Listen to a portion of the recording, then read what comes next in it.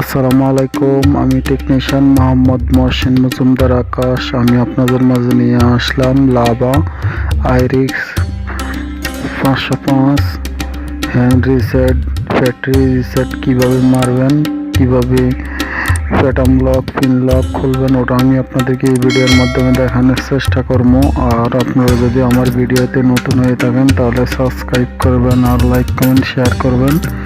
Full video দেখবেন তাহলে বুঝতে পারবেন কীভাবে লাভা আইরিক্স 505 হ্যান্ড রিসেট মারতে হয়, ফ্যাক্টরি রিসেট কীভাবে মারতে হয় ওটাই আমি আপনাদেরকে এই ভিডিওর মাধ্যমে দেখানোর চেষ্টা করবো। আপনারা ফুল ভিডিও দেখবেন তাহলে বুঝতে পারবেন।